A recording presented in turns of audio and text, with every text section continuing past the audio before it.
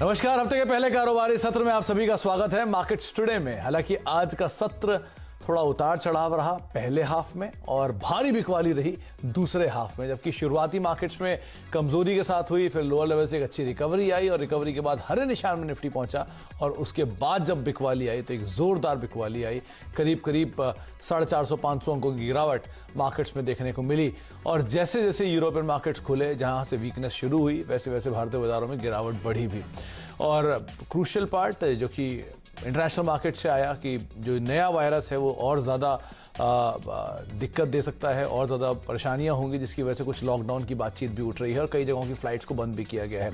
जिसके बाद वो कंपनीज जिनका यूके ईयू में एक्सपोजर है, वहाँ पर एक हैवी सेल ऑफ आया और वो धीरे धीरे पूरे मार्केट में प्रिवेल करता हुआ दिखाई पड़ा। तो जो लगातार तेज़ी भारतीय बाजारों ने बनाई और आज भी जो एक रिकॉर्ड स्तर बनाए, वहाँ से भारतीय बाजारों में जोरदार बिकवाली देखने को मिली।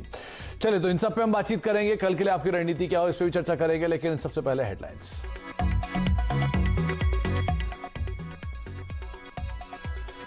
यूके में नए कोरोना वायरस से बाजार में चिंता बढ़ी। सेंसेक्स ने गंवाए 1400 अंक, तो वहीं 425 अंक लुढ़ककर निफ्टी बंद। इंडेक्स के सभी 50 शेयर लाल निशान में, सभी सेक्टर्स में रही बिकवाली।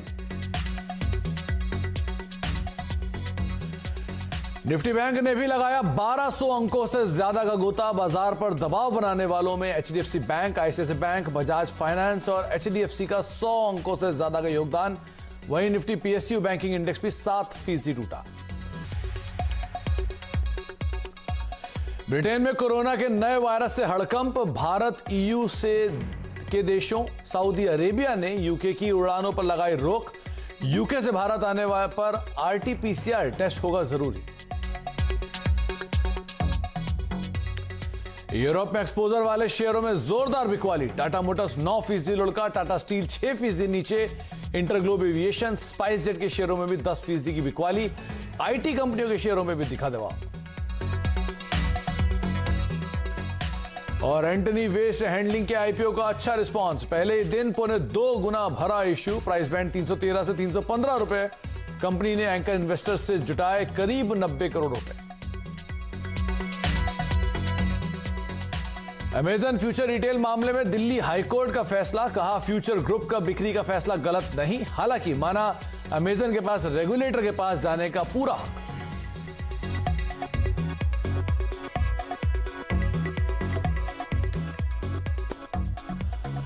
तो भारतीय बाजारों की स्टोरी अगर आज आपको समझनी है तो सबसे पहले आप निफ्टी का इंट्राडे चार्ट देखें और उससे आपको कुछ हद तक सिचुएशन क्लियर होते हुए दिखाई पड़ेगी। क्योंकि भारतीय बाजार खुले तो नेगेटिव नोट के साथ थे वहां से, लेकिन एक शार्प रिकवरी मार्केट्स ने दिखाई और उस रिकवरी के बाद भारतीय बाजारों में बिकवाली इस हद तक थी कि करीब 3.5% का फॉल, यानी साल का दूसरा सबसे बड़ा फॉल आता हुआ दिखाई पड़ा। रफली 13,328 के स्तरों पर। तो 13,600, 700, 500, 400 ये सभी वो लेवल थे जो कि यहाँ टूटते हुए दिखाई पड़े और मार्केट्स डे लो पर ही बंद हुआ। इसके अलावा निफ्टी बैंक में भी आज तेज बिकवाली रही, इसलिए दायरा आपको बड़ा दिखाई पड़ेगा। 650 अंकों का दायरा रहा निफ्टी में। करीब 2100 से 2200 अंकों का दायरा बना निफ्टी बैंक में, माफ कीजिएगा सेंसेक्स में।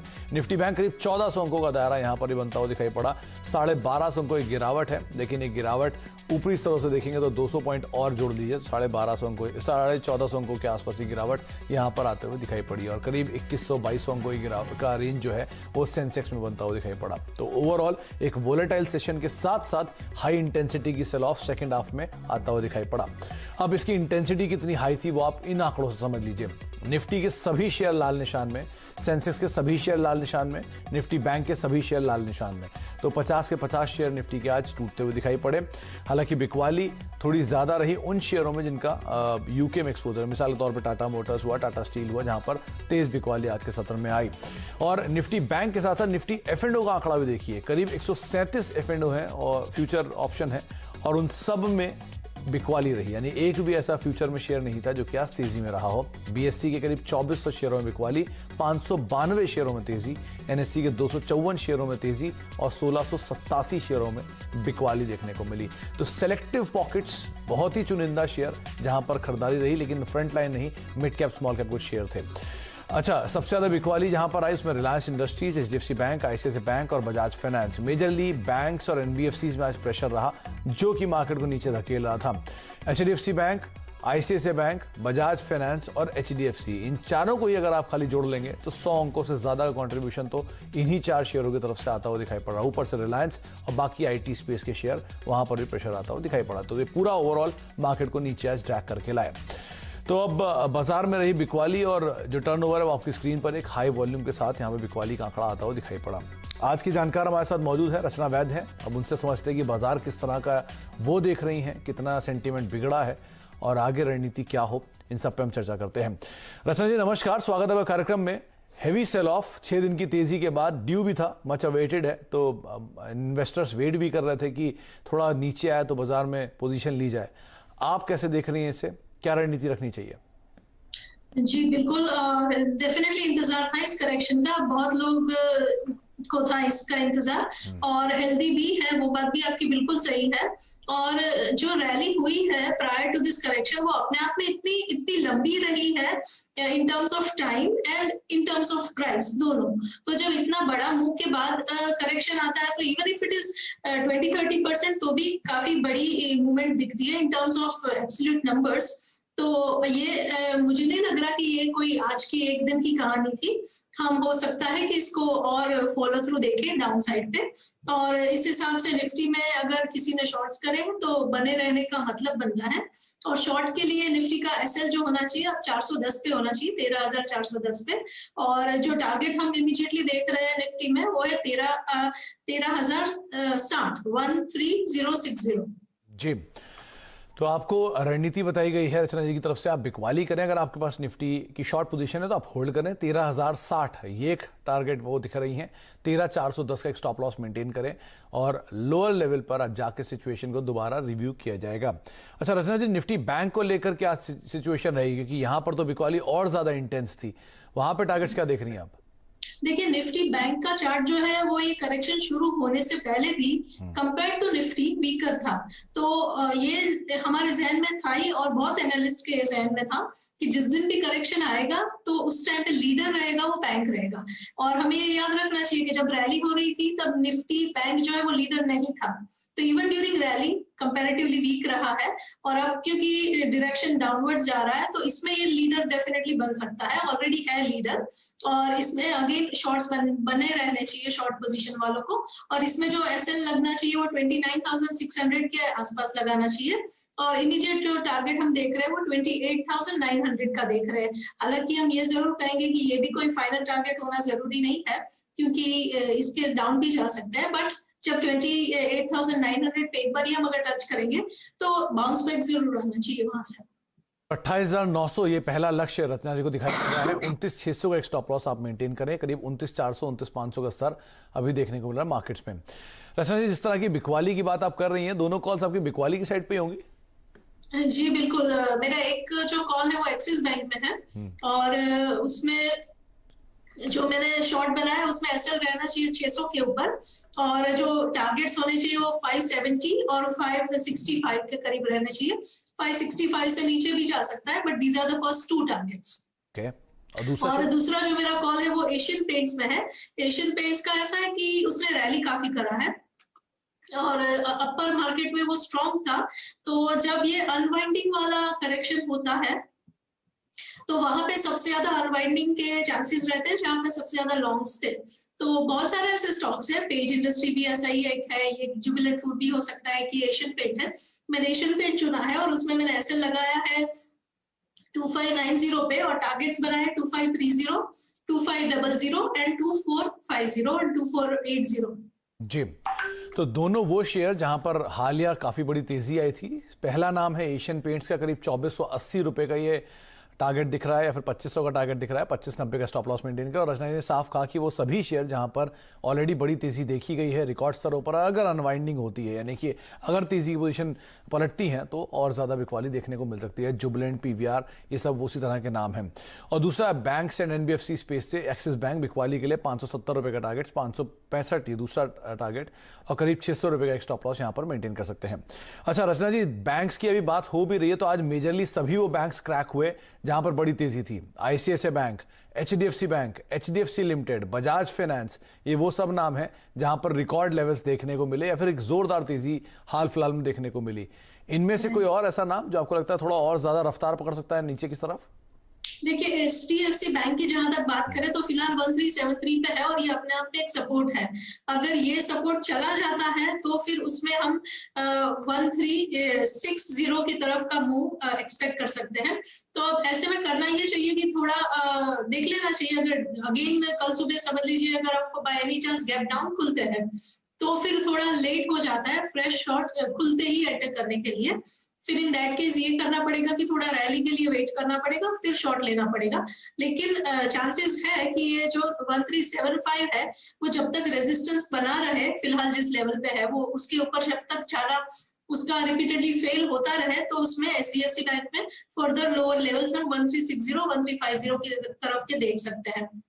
तो 1350 जहां तक जी जहां तक दूसरे बैंक्स की बात है, इंडसइंड बैंक में हमने काफी सारा फॉल ऑलरेडी आज देखा है, लेकिन उसमें भी अगर पूरी मार्केट डाउन रहती है, सेंटीमेंट अगर डाउन रहता है तो उसमें भी अभी हम फिलहाल 15 रुपए का फर्दर फॉल यहाँ से देख सकते हैं।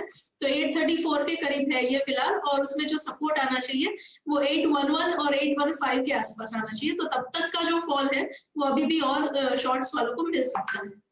अगर आपको कल गैप डाउन मिलते हैं सभी शेयर तो आप एक बार कोई शॉर्ट्स अटेम्प्ट ना करें, लेकिन हाँ अगर फ्लैट मिलते हैं तो आपको रणनीति बताई गई है कौन कौन से लेवल्स हैं जहां पर आप अपनी पोजीशंस को शॉर्ट साइड पर लेके जा सकते हैं, या आपके पास शॉर्ट है तो आप एटलीस्ट उन टारगेट्स को देख सकते हैं। चलिए आगे कुछ और शेयरों की हम चर्चा करेंगे, लेकिन उससे पहले एक इंपॉर्टेंट आस्पेक्ट था आज जो नए तरह का वायरस या फिर और मॉडिफाइड वायरस मिला है यूके में, उसका एक इम्पैक्ट देखने को मिला तमाम उन कंपनीज पे जहां पर मेजरली यूके में एक्सपोजर है। मिसाल के तौर पे मदरसन सुमी देखिए, टाटा मोटर्स देखिए, टाटा स्टील देखिए, भारी बिक वाली स्पेस में रही। दीपाली के पास सभी आंकड़े हैं, पहले वो समझ लेते हैं फिर हम रचना जी से बातचीत भी करेंगे।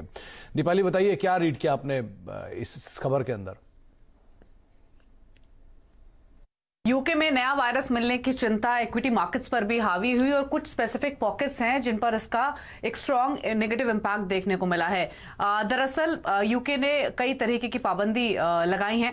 यूरोप के कई देश हैं जिन्होंने यूके की उड़ानों पर बैन लगाया है, और अब जो रीसेंट अपडेट आया है वो ये है कि भारत ने भी यूके की उड़ानों पर बैन लगा दिया है 31 दिसंबर तक। इसके अलावा कई कंपनीज हैं, कई सेगमेंट्स हैं जिन पर इसका असर पड़ेगा। फ्लाइट बैन का इंपैक्ट हमने ऑलरेडी एविएशन स्टॉक्स पर देखा। स्पाइसजेट 10% नीचे बंद हुआ, इंडिगो में भी 9% की गिरावट हावी हुई। इसके अलावा कई चुनिंदा कंपनीज हैं जो कि 50% तक रेवेन्यू अपना यूके से ड्राइव करती हैं, जैसे कि टाटा मोटर्स का ऑलमोस्ट 47% रेवेन्यू यूके और यूरोप से आता है। मदरसन सुमी का भी ऑलमोस्ट 40% रेवेन्यू आता है। एंड्योरेंस टेक और भारत फोर्ज का भी रेवेन्यू 15 से 28% आता है। और इन स्टॉक्स के आप परफॉर्मेंस देखिए, टाटा मोटर्स जैसे स्टॉक्स 10% गिरकर बंद हुए हैं क्योंकि वो सीधे इंपैक्ट होते हैं इस डेवलपमेंट से। आईटी कंपनीज भी हालांकि फोकस में रहेंगे आगे जाते हुए, क्योंकि यूरोप में डिसेंट एक्सपोजर है।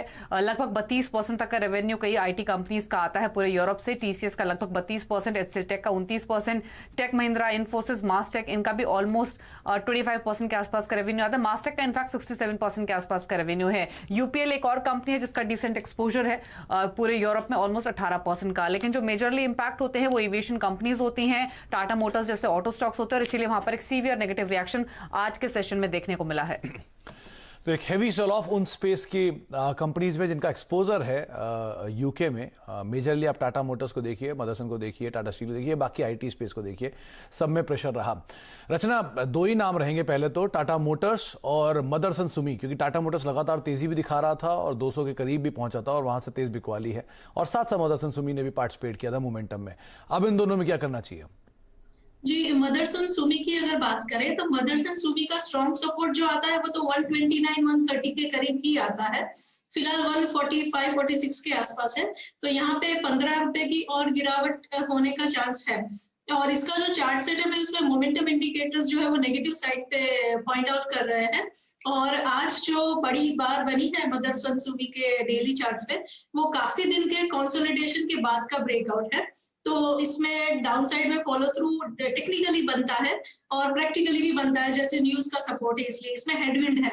तो ऐसे नाम जहाँ पे चार्ट और न्यूज दोनों मैच होते हैं वहां पे आप अगर पैसे लगाते हैं उसी दिशा में जिस दिशा में फ्लो है, तो आपकी ट्रेड जो है वो थोड़ी स्मूथली चलती है। जैसे कहते हैं ना, पैसा बनना चाहिए तो आराम से बनना चाहिए, स्ट्रगल करके नहीं। तो इन नामों में शॉर्ट ट्रेड डेफिनेटली कर सकते हैं। जहां पे भी रैली बनती हुई दिखे और फेल होती हुई दिखे, माइनर गैप अप या माइनर अप मूव्स जो है वो जैसे ही फेल होते हैं, तो ऐसे शॉर्ट लेना चाहिए। 151 के अबाव अगर एसएल रखेंगे मदरसन सुमी में, तो डाउन साइड पे मल्टीपल डेज का टारगेट जो है वो 130 का लेके हम चल सकते हैं। जहां तक टाटा मोटर्स की बात है, टाटा मोटर्स ने तो आज ही के दिन में बहुत बड़ी फॉल दी है, और उसके बावजूद भी उसका भी जो स्ट्रॉन्ग सपोर्ट बनता है वो 155 के करीब बनता है।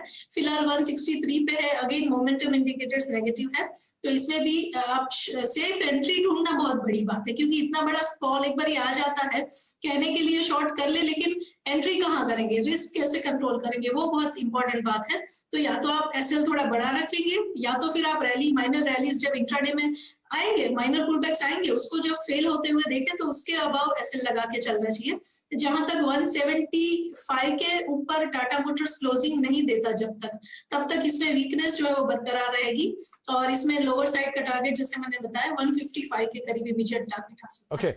आज एक जो पूरा डैमेज रहा है उसमें एक बड़ा सेक्टर जो इम्पैक्ट हुआ जिसके ऊपर, वो है एविएशन। चाहे आप इंडिगो को देखिए या स्पाइस जेट तो इनफैक्ट 10% का लोअर सर्किट भी लगा के गया। इन दोनों शेयरों में क्या किया जाए? जी, इंडिगो की अगर हम बात करें तो इंडिगो में भी अगेन शॉर्ट ही बनता है। एसएल लगाना चाहिए 1550 पे, और टारगेट होने चाहिए 1465, 1430 एंड इवन 1380। ये सुनने में बड़ा लगता है, लेकिन करने के लिए इन स्टॉक्स को, ये इतने high beta type of names है और मार्केट के फॉल में इतनी पावर है कि ये होने के लिए 2-3 दिन में ही अचीव हो जाए तो कोई बड़ी बात नहीं है जी। और स्पाइस जेट को लेकर रणनीति?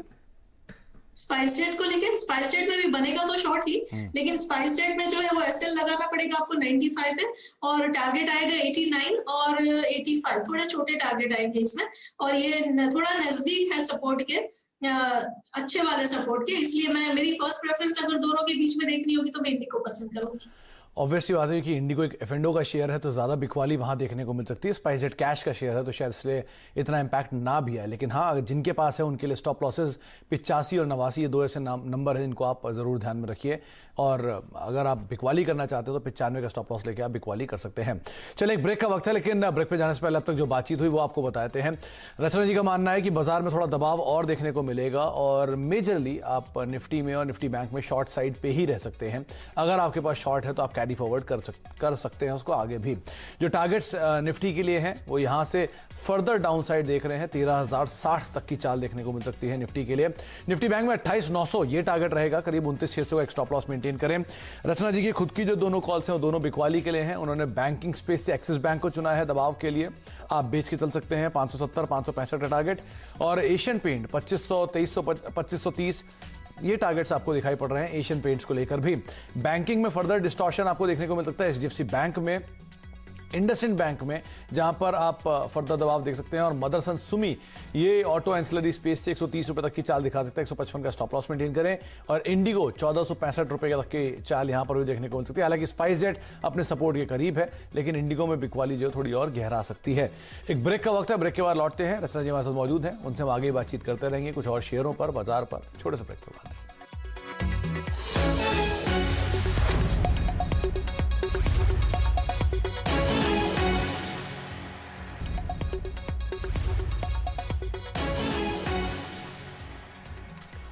आप देख रहे हैं मार्केट टुडे। हमारे साथ आज की जानकार रचना वैद्य मौजूद हैं, साथ साथ दीपाली मौजूद हैं, जो कि आपको अलग अलग इम्पैक्ट जो खबर आई है यूके को लेकर वो उस पर बातचीत कर रही थी। खैर रचना जी, एक बात बताइए, आज पीएसयू स्पेस में भारी बिकवाली थी, गेल, बीएचईएल, नाल्को सब में ही लोअर सर्किट लगे हुए थे। इनमें से कोई स्पेस से आपको लगता है कि थोड़ा और पुल बैक आ सकता है या फिर फर्दर गिरावट रहेगी यहाँ पर? जितनी स्ट्रॉन्ग आज बार हुई है ना हर स्टॉक में, तो उसमें हमारा यही मतलब बनता है कि हम उसमें फर्दर फॉलो थ्रू उम्मीद करें। लेकिन कुछ स्टॉक्स ऐसे हैं जो आज की फॉल के साथ स्ट्रॉन्ग सपोर्ट पे आके खड़े हैं, और जिनमें आज की रेड बार वो कोई एक रेड बार नहीं है, 2-3 रेड बार ऑलरेडी हो चुकी है। तो उन नामों में अगर कल सुबह फिर से गैप डाउन खुलता है तो शॉर्ट वैसे ही रिस्की हो जाता है। तो लॉन्ग ऐसे नेम में अगर अटेम्प्ट करेंगे तो purely from risk reward perspective आप थोड़ा फेवरेबल चीज करने जाते हैं। अगर हम ONGC की बात करें फॉर एग्जांपल, फिलहाल 90 पे है, एग्जैक्टली 89.9 मतलब 90 पे है। अगर हम यहाँ पे माइनर गैप डाउन भी देखते हैं कल, या तो फ्लैट मार्केट देखते हैं एट द ओपनिंग टाइम, तो हम इसमें एक ट्रेडिंग पुल बैक की उम्मीद बना के चल सकते हैं। और वो ट्रेडिंग पुल बैक के लिए हम ONGC जैसा स्टॉक अगर ट्रेड करते हैं तो 87.2 के नीचे इसमें स्टॉप लॉस रख के 92 और 93 के लेवल्स के लिए ट्रेडिंग बाउंस के लिए खाली खेलने की ट्राई कर सकते हैं। तो आप पहली रणनीति ये रखें कि वो शेयर जहां पर अनवाइंडिंग की प्रोबेबिलिटी ज्यादा है उनको आप देखें, जो बड़ी तेजी दिखाकर अब ऊपरी स्तर से थोड़े से हल्के हो रहे हैं, आप उनको पहले फोकस करें, उन पर जोर ना दें जो कि गैप डाउन ओपनिंग के साथ कामकाज करेंगे कल के सत्र के लिए। बहुत बहुत शुक्रिया रचना जी हमारे साथ बातचीत करने के लिए और बाजार पे सभी शेयरों पर अपनी राय देने के लिए। तो मार्केट्स को लेकर अभी राय साफ है कि शायद थोड़ी सी बिकवाली और बढ़ेगी, लेकिन उन लेवल्स के आसपास जो कि लक्ष्य के तौर पे दिए गए हैं वहां पर रणनीति क्या हो उसको आप जरूर ध्यान में रखिएगा और उस समय पर अपनी कॉल लीजिएगा। फिलहाल बाजार में तेज बिकवाली है, इसलिए ध्यान से संभल कर स्टॉप लॉस के साथ अपनी पोजीशंस को आप होल्ड कर सकते हैं, लेकिन लॉन्ग टर्म के लिए एक अच्छा मौका भी हो सकता है आप अगर शेयर एक्यूमुलेट करना चाहते हैं तो। नमस्कार फ्रेंड्स, मिलते हैं अगले वीडियो के अंदर, जब तक के लिए गुड बाय।